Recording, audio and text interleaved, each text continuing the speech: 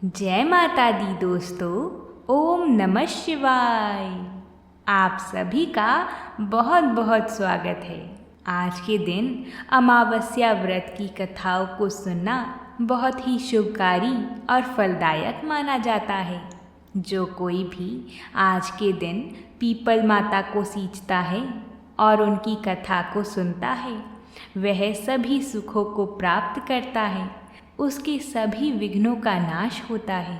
आज के दिन हम सभी भक्तजन पीपल पथवारी माता की कथा को सुनेंगे, साथ ही में अमावस्या की कथा का भी श्रवण करेंगे। ये कथा बहुत ही पुण्यमयी है। आप सभी इस कथा को पूरा ज़रूर सुनिएगा। तो आइए कथा को शुरू करते हैं। प्रेम से बोलिए पीपल पथवारी माता की जय हो। प्राचीन काल में एक गुजरी थी। उसने अपनी बहू से कहा कि तू दूध दही बेचा। तो वह दूध दही बेचने गई। कार्तिक का महीना था। वहाँ पर सब औरतें पीपल सींचने आती थी। तो वह भी बैठ गई और बाकी औरतों से पूछने लगी कि तुम यह क्या कर रही हो। तो औरतें बोली कि हम तो पीपल की पथवारी सींच रही हैं। तो उसने पूछा, इससे क्या होता है? औरतों ने जवाब दिया कि इसके करने से अन्य धन मिलता है, वर्षों का बिछड़ा हुआ पति मिलता है। उस गुजरी ने कहा कि तुम तो पानी सींच रही हो, मैं तो दूध दही से सींचूंगी। उसकी सास रोज कहती कि तू दूध दही बेचकर पैसे लाकर दे। तो उसने कहा, जब कार्तिक का महीना पूरा हो जाएगा तब मैं लाकर दूंगी। और कार्तिक का महीना पूरा हो गया। पूनम के दिन गुजरी ने पीपल पथवारी माता के पास धरना लेकर बैठ गई। पीपल ने पूछा कि तू यहाँ क्यों बैठी है? उसने कहा, मेरी सास दूध दही के पैसे मांगेगी। तो पीपल ने कहा, मेरे पास पैसे नहीं हैं। यह पत्थर डंडे पान पत्ते पड़े हैं, वह ले जा और गुल्लक में रख देना। जब सास ने पूछा, पैसे लाई है? तो गुजरी ने कहा, मैंने पैसे गुल्लक में रखे हैं। तब सास ने गुल्लक खोलकर देखी तो सास देखती रह गई कि उसमें हीरे मोती जगमगा रहे हैं।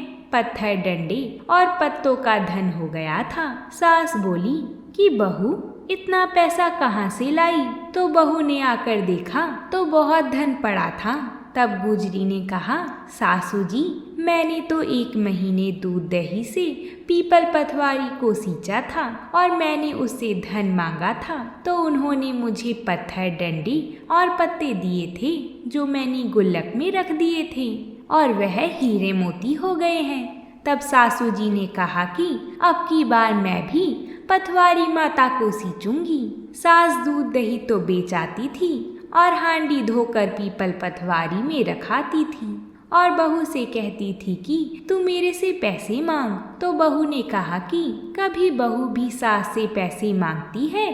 तो सास बोली कि तू मेरे से पैसे मांग। तो बहू ने सास से दूध दही के पैसे मांगे।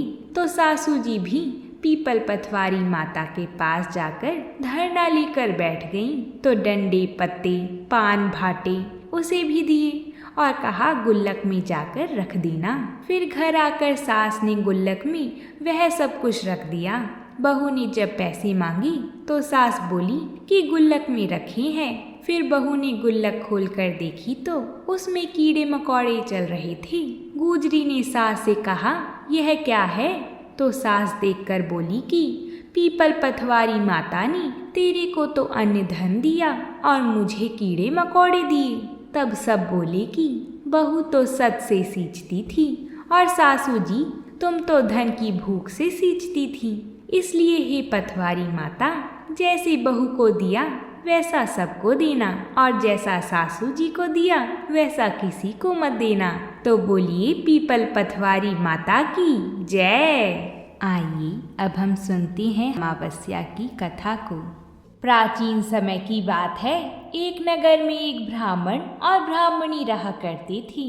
वे दोनों भगवान की परम भक्त थी। उनके घर में सब कुछ था, पर उनके कोई संतान नहीं होने से वे अति दुखी रहती थी।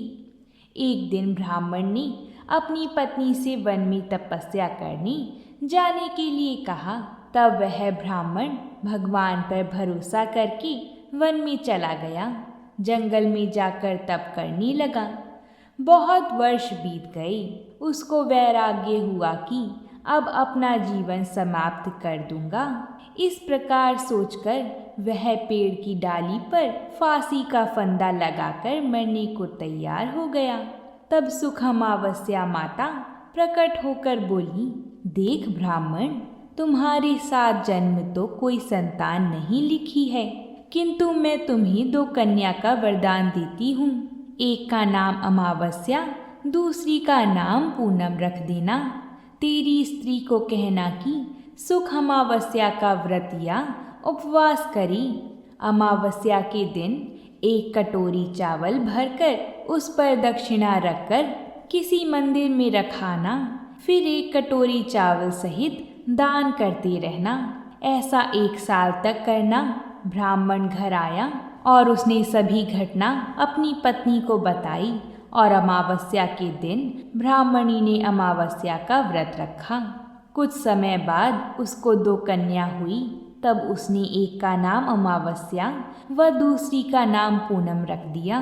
वह दोनों कन्या धीरे धीरे बड़ी होने पर उनका विवाह करा दिया गया। बड़ी बहन अमावस्या धार्मिक थी, बल्कि छोटी बेटी भगवान को बिल्कुल ही नहीं मानती थी।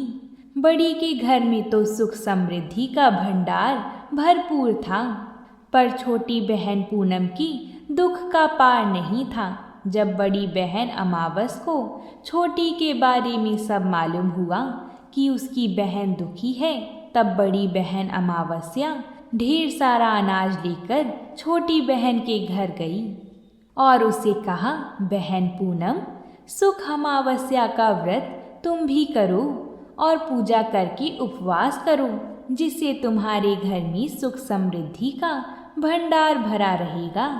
1 साल तक चावल का कटोरा भरकर साथ में दक्षिणा दान करना। तब अपनी बड़ी बहन की बात मानकर पूनम ने भी ऐसा ही किया। कुछ दिनों बाद उसके भी घर में धन धान्य और संतान की प्राप्ति हुई। इस प्रकार जो कोई भी अमावस्या का व्रत आदि विधि पूर्वक करता है, उसके घर में सुख समृद्धि का भंडार भगवान शिव की कृपा से प्राप्त होता है। तो बोलिए भगवान शिव शंभू की जय हो। अगर आप सभी को हमारी कथाएं पसंद आती हों तो वीडियो को लाइक ज़रूर करें, साथ ही चैनल को सब्सक्राइब भी ज़रूर करें, ताकि आपको ऐसी ही कथाएं रोज़ मिल सकें। प्रेम से बोलिए जय माता दी।